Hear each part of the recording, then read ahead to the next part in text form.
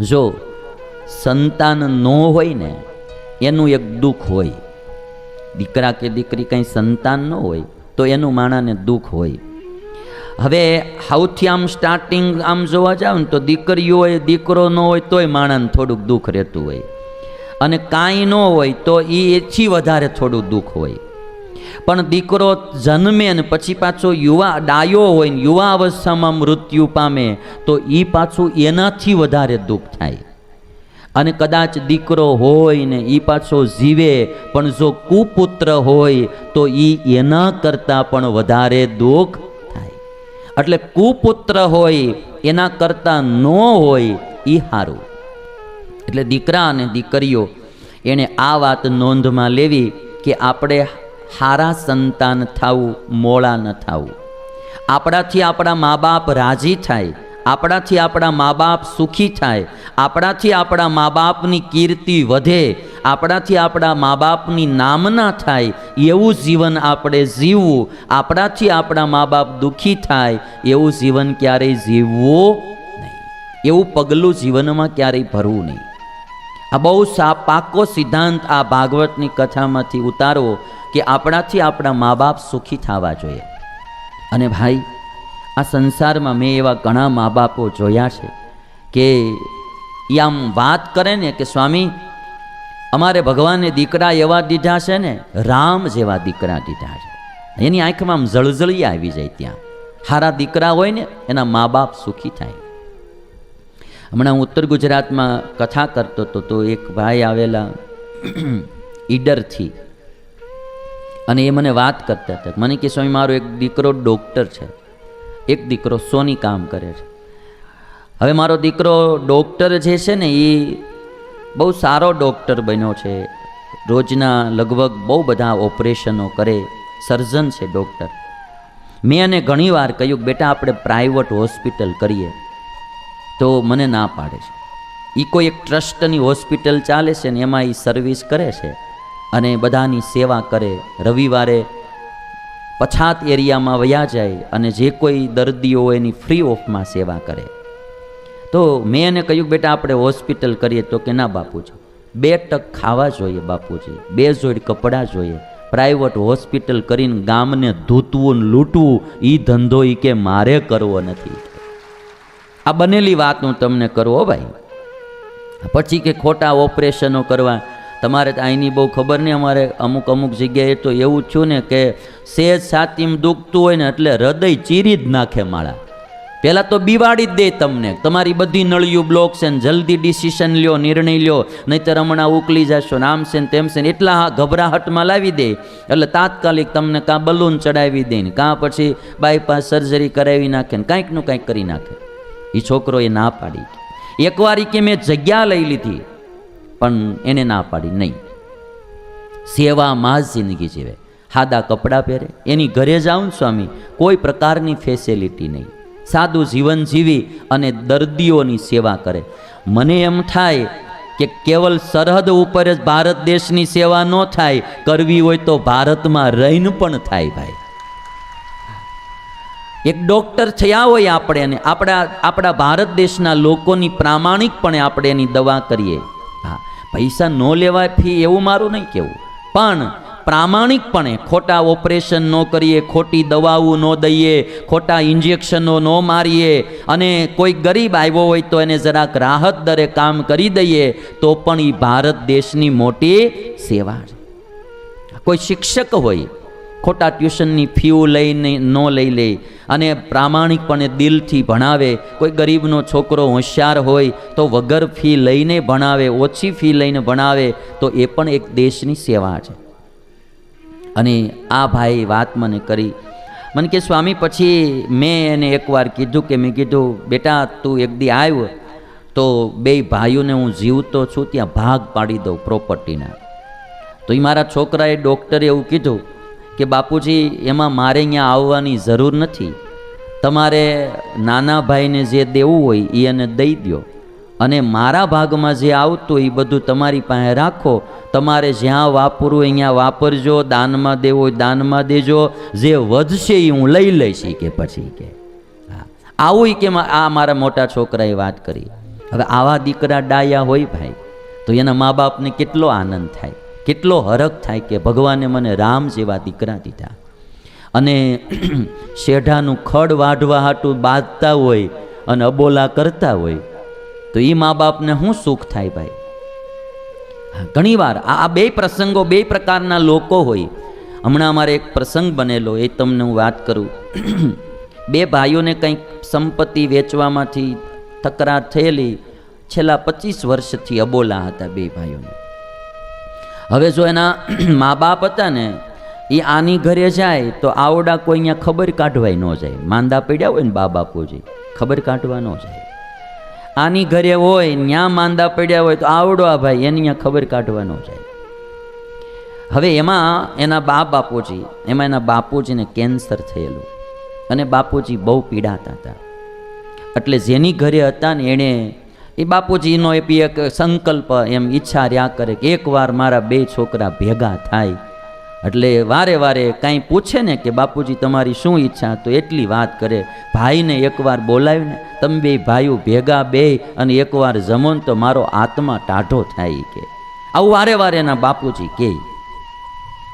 એટલે આ જેની ઘરે એના બાપુજી હતા ને એણે એના ભાઈને, આમ તો બોલા હતા પણ એમ છું બાપુજીને રાજી કરવા હું સામે હાલીને જાઉં અને એને વાત કરું કે ભાઈ જે હશે મારી ભૂલ હોય તો માફ કરો, પણ બાપુજી રાજી થાય એકવાર તમે આવીને ખબર કાઢો. એ ઓલો ભાઈ ગયો એમની ઘરે, પણ ઓલો તોય ન માન્યો ન જ. હું કે તારા ઘરનું પગથિયું ન ચડું. હા નહીં એટલે નહીં. એ ન આવ્યો તે ઠેઠ સુધી ભાઈ ન આવ્યો. બાપુજી કેન્સરમાં મૃત્યુ પામ્યા. પછી ગામની શરમે નનામીમાં આવ્યો ત્યારે ઓલો જેની ઘરે બાપુજી હતા ને એ ભાઈએ મને કીધું કે સ્વામી નનામીમાં આવ્યો એના કરતાં એક દી વહેલો મારો ભાઈ આવ્યો હોત ને તો મારા બાપનો આત્મા ટાઢો તો થાતી. કે એમ જૂઝતા જૂઝતા મારા બાપુજી મૃત્યુ પામ્યા કે ભાઈ બે ભેગા ન થયા, એકવાર ભેગા થઈ ગયા. એટલે મારું કહેવાનું કે ઘણીવાર માણસો આમ નાની નાની બાબતમાં મા બાપને દુઃખી કરતા હોય, પછી તેદી ભાઈનો ન જોવાય, તેદી બાપનું જોઈને પણ આપણે અબોલા છોડી દેવા જોઈએ અને ત્યાં જવું જોઈએ. પછી નકરું બાપનું ન જોવાય. એટલે છોકરાઓમાં બેમાંથી એકના લક્ષણ આવે, કાં બાપાના લક્ષણો આવે ને કાં માના લક્ષણ આવે. પછી અમુક ટકામાં બીજાના આવે, કોઈ મિત્રોના, કોઈ એવા કુસંગીઓના, પણ જનરલી અમુક સ્વભાવગત આપણે આમ કહેવાય ને કે અમુક જીનમાં આવે એમ. એટલે અમુક લક્ષણો માતા પિતાના એના સંતાનોમાં આવે. થોડુંક રૂપ એનું આમ તમે ચહેરો જુઓ તો લગભગ થોડો મળતો આવે. પછી અમુક રોગ પણ વંશ પરંપરામાં આવે. જો રોગ વંશ પરંપરામાં આવે તો ગુણ અને દોષ પણ વંશ પરંપરામાં આવે. અને જો કોઈ પણ વાત થતી હોય ને તો 100% કોઈ ક્યાંય આગ્રહ ન રાખો. આ 80% તો આવું થાય, 20% અપવાદ પણ હોઈ શકે. કારણ કે every rules has a exception. અને બધા રૂલ્સમાં એક કોઈ અપવાદ હોઈ શકે, બધા નિયમમાં અપવાદ હોય. એટલે માતાના અને પિતાના એના લક્ષણો એના સંતાનોમાં 70-80% આવે. એટલે સુખદેવજી કહે છે કે આના મોહાળ પક્ષમાંથી આ લક્ષણો આવ્યા. અમારે કોઈ ભાઈઓ એના છોકરાઓ લઈને આવે ને એટલે અમારે તો શું આમ બહેનો સાથે કોઈ વ્યવહાર ન હોય સંતોને, એટલે અમને બહેનોમાં ન ખબર હોય. રોજ મંદિરે આવતા હોય તો કોઈને અમે ઓળખતા ન હોય કે ભાઈ આ બેન કોના પત્ની છે, કોના ઘરેથી છે, આ છે. પણ ભાઈ છોકરા બે લઈને આવે એમાં એક છોકરો છે એ A to Z એના પિતા જેવો આપણને દેખાતો હોય અને એક હાવ વિચિત્ર ખોપરી દેખાતો હોય. એટલે અમે ખાલી એટલું અનુમાન કરી લઈએ કે આવડો આ મોહાળ પક્ષનો લાગે છે. અમુક જે શરમ વિનાના માણા હોય ને એને ગમે એટલું તમે કહો ને તો એ સુધરે નહીં. હા, ગમે એટલું તમે એને કહો પણ એ સુધરે નહીં. કહો તો સાંભળી લે. અમારા સુરતમાં એક જુગારી ભાઈ છે. મેં એને ઘણી વાર કીધું, મેં તમે આ જુગાર રમવાનું છોડો. મને કહે સ્વામી તમારા જેવા સાધુ મળ્યા ને હવે અમે એક જુગાર ન છોડી શકીએ તો શું કહેવાય, કાલથી હવે બંધ. 500 મહિનો થઈને તે માળો પોગી ગયો હોય. હું છેલ્લા 10 વર્ષથી મહેનત કરું છું પણ એ ભાઈ જુગાર નથી છોડતો એટલે નથી છોડતો. વાત મોટી કરે સંતો કહીને હું જ ન થાય સ્વામી, એમ વાત કરે, પણ પાછો માળો છોડે નહીં. એટલે અમુક અમુકને જેને લાશ શરમ ન હોય ને એ માણસ સુધરે નહીં. એટલે કોઈ કવિએ બહુ સરસ વાત કીધી કે બેશરમી હોય તે સુધરે નહીં, જે કહો તે સાંભળી લે. બેશરમી હોય તે સુધરે નહીં, જે કહો તે સાંભળી લે. કરતો હોય એમ કર્યા કરે અને ફરીને કહો તો સાંભળી લે. કરતો હોય એમ કર્યા કરે અને ફરીને કહો તો પાછો સાંભળી લે. આટલી સુધરે નહીં. ઘણીવાર મા બાપ સારા હોય પણ એની ત્યાં સંતાન મોળા થતા હોય. અમુક અપવાદ પી હોઈ શકે. ઘણીવાર મા બાપ મોળા હોય એને ત્યાં પણ દીકરા હારા થતા હોય. આજે મેં કીધું ને 20-30% અપવાદ હોય. અમુક અમુક કાદવમાં પણ કમળ ખીલતા હોય. તમે લંકામાં જો તો બધા રાક્ષસો અને અસુરો હતા, પણ એમાંય વિભીષણ જેવો એક ભક્ત ઉત્પન્ન થયો. આમાં આખું જુદું જ લાગે ને આપણને. અસુરોના મધ્યે એક ભક્ત ઉત્પન્ન થયો. મંથરા આમાં અયોધ્યામાં જોઈએ તો આખી અયોધ્યા સાત્વિક જીવન જીવનારી હતી, પણ એમાંય એકાદી કઈને મંથરા ઉત્પન્ન થઈ. એટલે આ બે ચીજ બનવાની. ઘણીવાર મા બાપ બહુ સારા હોય પણ એના છોકરાઓ થોડા મોડા નીકળે. લોકો પછી શું કહે છે કે મા બાપ આવા હારા ને એને અહીંયા આવા છોકરા કેમ? પણ હવે કંઈ એના હાથની તો વાત નથી ભાઈ. અમુક વખતે હવે આ ગમે અહીંયાથી આવી ગયો હોય, જીવ તો ક્યાંથી આવતો હોય ભાઈ, એમાં કંઈ નક્કી ન હોય. અને દીકરા થતા ન હોય ને બહુ માનતા રાખ્યું હોય, પછી ભગવાનની વાહે આપણે પડી ગયા હોય, પછી ભગવાનને કંટાળીને એમ થાય કે આને ગમે અહીંયાથી એક ગયો ને પછી પાકિસ્તાનમાં જીવ લઈને આયા નાખે. એટલે મારે તો બહુ આમાં ઠીક છે, થોડીક પ્રાર્થના કરાય, પણ બાકી ભગવાને જેમ રાખે ને એમાં મજા કરાય. કંઈ બધું હોય તો સુખી હોય એવું નથી ભાઈ. એટલે પછી એવા એકાદા જીવ ક્યાંકથી આવી ગયા હોય, મા બાપ સારા હોય પણ દીકરા મોળા થાય.